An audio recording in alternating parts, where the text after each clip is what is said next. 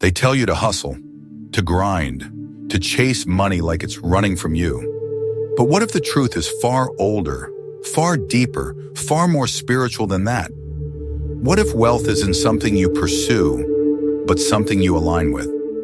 And what if the key to that alignment isn't outside you, in some strategy, some shortcut, some next trend, but within you, waiting patiently for you to awaken it? Edgar Cayce, the sleeping prophet, spoke of wealth not as a goal, but as a byproduct, a result, an outcome of a life lived in attunement with purpose. Not random, not luck, but law, spiritual law. This is not about superstition. This is not about blind faith. This is about the architecture of your soul and the blueprint that guides everything it attracts. You are not a beggar in this universe. You are a creator, but your power is only as clear as your intention. And wealth does not come to the confused. It comes to those who are relentless, not aggressive, not forceful, but relentlessly aligned with who they are and why they are here. That's where we begin, not with money, but with meaning. Because Cayce taught that every soul enters this life with a purpose, a calling, a pattern of destiny that runs deeper than any career, any title, any number in a bank account. And the first step to attracting wealth is not figuring out how to make more, but remembering why you exist. You are not here to chase, you are here to create. And the moment you commit, truly commit to that creation, everything begins to shift. But commitment is not casual. It's not a weekend retreat. It's not a vision board taped to a refrigerator. It is a contract with your soul, a declaration that says, I will no longer live in fragments. I will no longer betray the deeper knowing inside me. I will live with purpose on purpose. And purpose has momentum. It builds, it burns, it magnetizes. The universe does not respond to vague wishes. It responds to vibrational clarity, to the signal you emit every single moment of your life. Through your thoughts, your feelings, your beliefs. That signal either invites wealth or repels it. You can't fake it. You can't pretend to be worthy of abundance while secretly believing you're not enough. You can't chant affirmations while carrying shame. The energy underneath your words is the message. Cayce emphasized this. The power of the mind is absolute, but only when the mind is clear. Only when it's aligned with the higher self, the eternal self, the part of you that does not fear, that does not doubt, that does not chase. It knows. And when you begin to know it too, when you begin to live from that center, everything changes. You stop begging. You stop comparing. You stop bending your life around what others expect. You become relentless, not in force, but in focus. And that focus is your greatest magnet. Wealth is not simply about having more. It is about being more intentional, more courageous, more disciplined in your attention. Where your attention goes, your energy flows. And Cayce knew that energy is the true currency of creation. Not time, not effort. Energy, directed, consecrated, unwavering. And yet so many scatter theirs. They leak their power through fear, through distraction, through internal contradictions. You cannot attract wealth while resenting the wealthy. You cannot attract opportunity while dreading change. You cannot attract abundance while clinging to scarcity like it's part of your identity. To attract wealth with relentless purpose, you must undergo a transformation. Not out there, in here, in your mind, in your belief system, in your emotional habits. This is where meditation becomes more than a practice. It becomes a technology, a tool for tuning your frequency, quieting the noise, dissolving the inner static that keeps abundance at bay. When you meditate with intention, not to escape, but to align, you begin to remember the truth, that your essence is already whole, already wealthy, already connected to the infinite source of all that is. Cayce called it the creative forces, the divine intelligence that animates the cosmos and flows through every living soul. This is not metaphor. This is physics of the spirit. And when you stop trying to control life and start co-creating with it, you enter the flow that generates miracles. But you must stay in it, relentlessly, even when it's hard, especially when it's hard. Because this is the part most people miss. They set the intention. They feel inspired. But the moment resistance shows up, when the path takes longer, when the results don't appear, they quit. They turn back. They tell themselves stories about why it won't work, why it's not for them, why they're cursed or unlucky or just not that kind of person. But relentless purpose transcends moments. It sees beyond conditions. It stays committed not to an outcome, but to a state of being. That is the secret. You attract wealth not by chasing wealth, but by becoming the kind of person who is inevitably wealthy, who radiates integrity, who moves with clarity, who gives more than they take, because they trust in the law of return. Karma, Cayce said, is not punishment. It's feedback. It's balance. It's the echo of every choice you make, internally and externally. So if you want a different echo, start singing a different song. One of generosity, one of faith, one of relentless alignment with your higher self.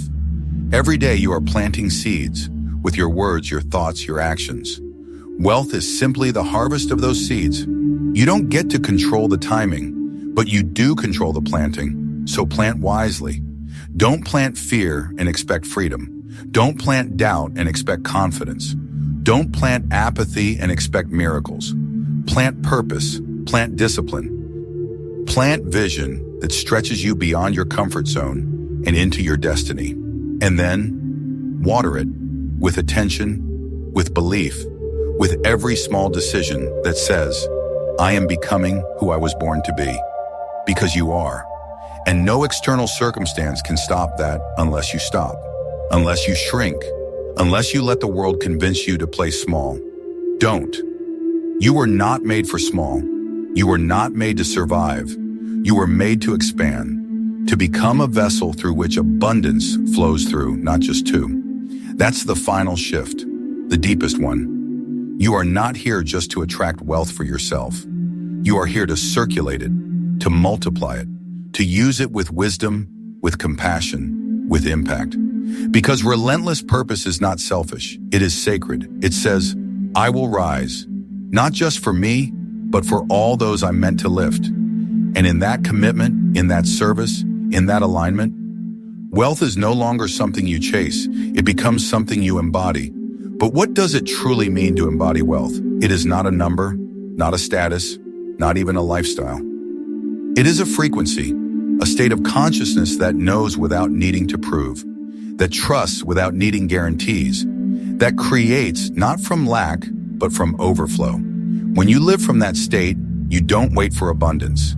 You generate it. You become it. And to become it, you must meet the demands of your soul. Cayce taught that the soul carries memory across lifetimes, that your desires, your talents, your struggles with money, your patterns with success, they're not accidents, they're echoes. Echoes of your spiritual curriculum, echoes of past choices that shape present opportunities. So when you hit resistance, don't just push through blindly. Listen, is this a test or a teacher? Is this delay a punishment or a recalibration? Wealth arrives when your life becomes coherent, when your outer actions match your inner knowing, when your intentions, your energy, your behavior, they're not at war with each other. Most people don't fail because of the economy or the system or bad luck. They fail because of inner division. They say they want abundance, but their thoughts whisper fear, their hearts carry resentment, their habits betray their vision. You cannot attract what you secretly reject. You cannot receive what you're unwilling to become. So if you want to attract wealth with relentless purpose, you must first become the kind of person wealth is safe with. Someone who honors money, not as a god, but as a servant.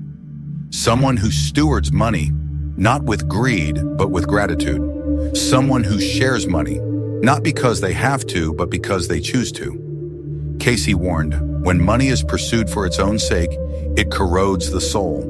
It severs the connection between self and source.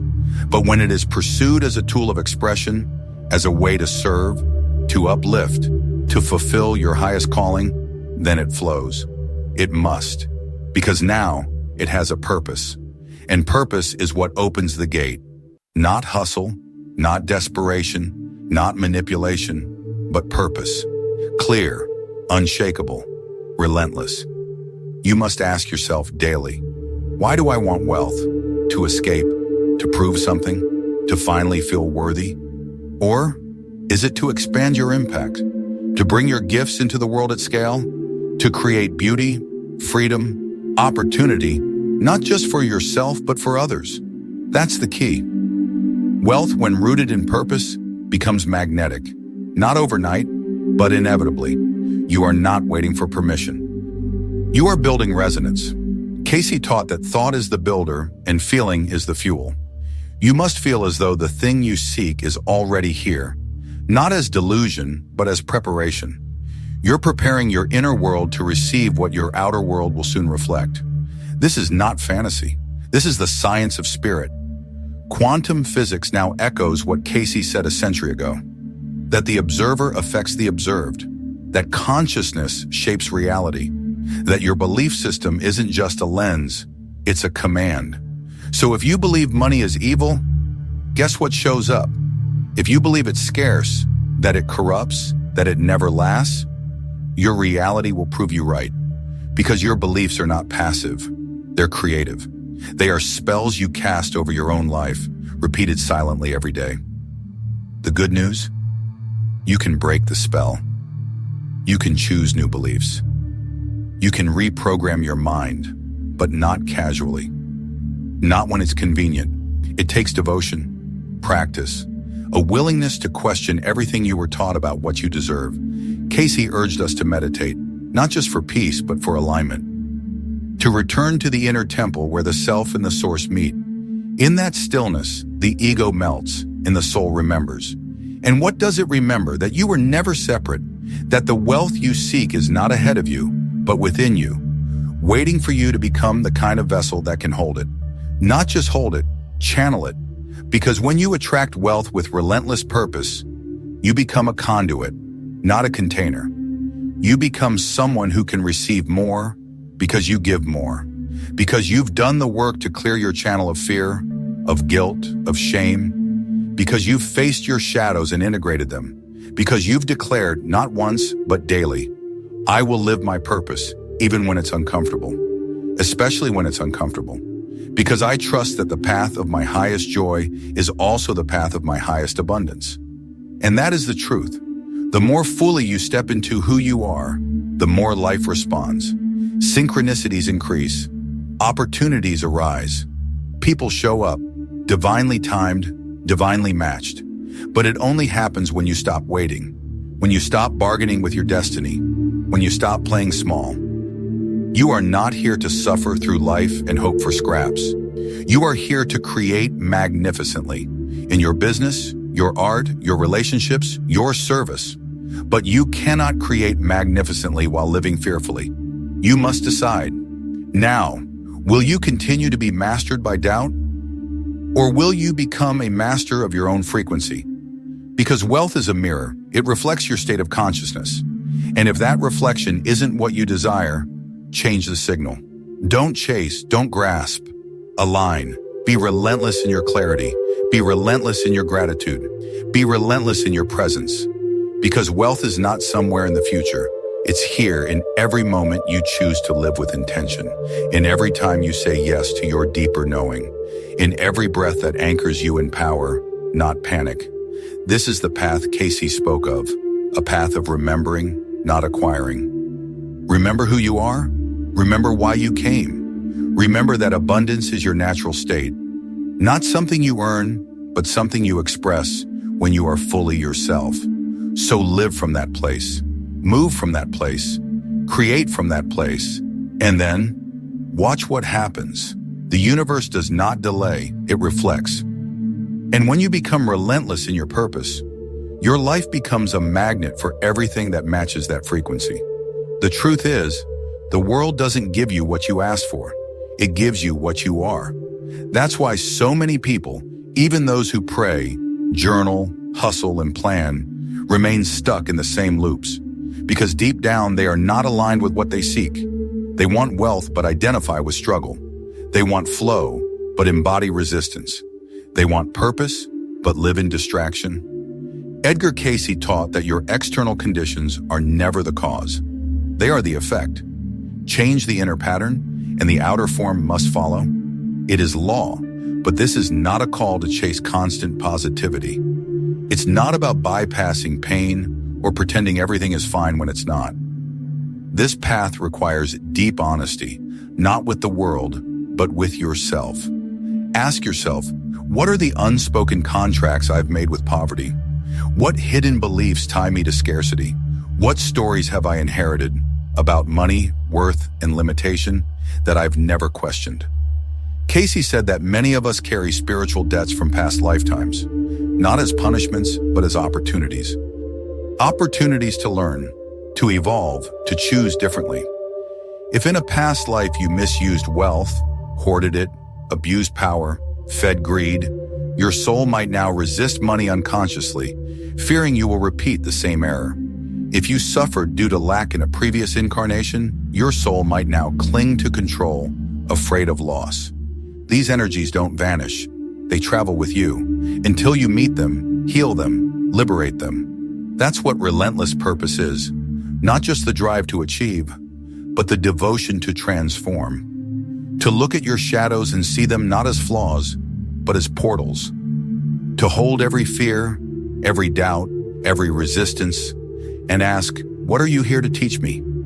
And then to listen. In that listening, you begin to reclaim parts of yourself long exiled, parts that carry wisdom, parts that carry vision, parts that remember. You remember that wealth is not about accumulation, it's about circulation. Energy must move. Water that doesn't move becomes stagnant. So does money. So does purpose. So does your spirit. When you begin to treat wealth as energy, you stop chasing it. You start dancing with it. You become aware of its flow and of your part in directing it. Ask yourself, where in my life does wealth leak? Is it in people who drain me? In choices made from fear? In habits that betray my highest potential?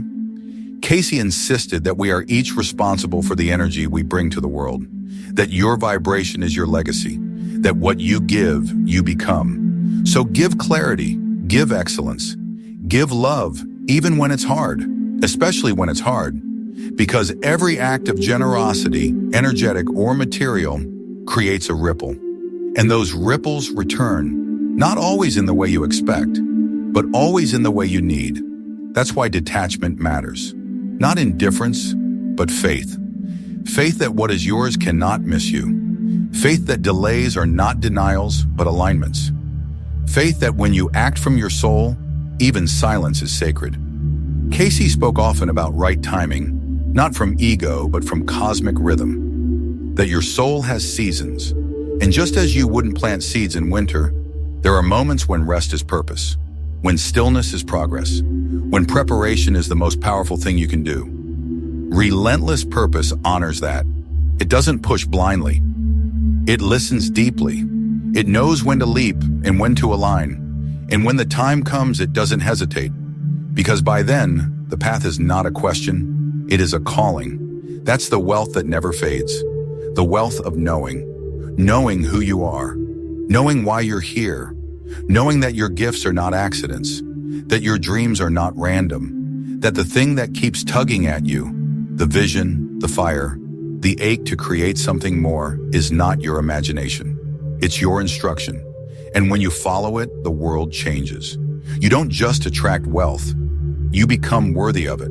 Not in a moral sense, but in a spiritual one. Because wealth, like all divine gifts, is a responsibility, a sacred trust. And the universe will always protect its treasures. It will not send riches to the unready. It will not fund a life misaligned. But when you rise, when you align, it responds. Because now it can trust you. It can trust that you will use the wealth well, that you will serve, uplift, create, empower, that your success will not just be yours, but a doorway for others. That is the true purpose. Not just to be rich, but to be resonant, to be so fully yourself, so deeply alive, so spiritually aligned, that everything you touch multiplies in beauty. When that happens, wealth becomes inevitable. It no longer needs to be pursued. It arrives. Because you are the kind of person it's been searching for. And you didn't get there by chance. You got there because you said yes. Yes to the discipline. Yes to the discomfort. Yes to the dreams that scared you more than they inspired you. You didn't chase success. You became it. You didn't wait for purpose. You lived it. And the world watched and responded, because that's the law. The universe is not random. It is precise.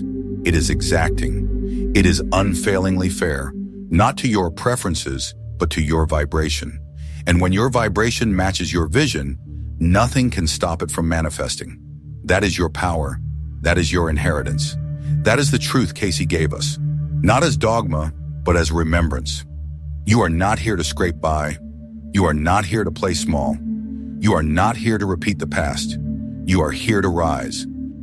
To embody the frequency of abundance, not just in your bank account, but in your thoughts, your words, your relationships, your presence. To live from your soul every single day. That is how you attract wealth, not just through action, but through alignment. Not just through effort, but through embodiment. Not just with desire, but with relentless purpose. So go. Build what only you can build. Give what only you can give. Become who only you were born to become. And let your life speak so clearly, so loudly, so radiantly, that even the stars pause to listen. Because when you master your purpose, wealth follows, always and forever.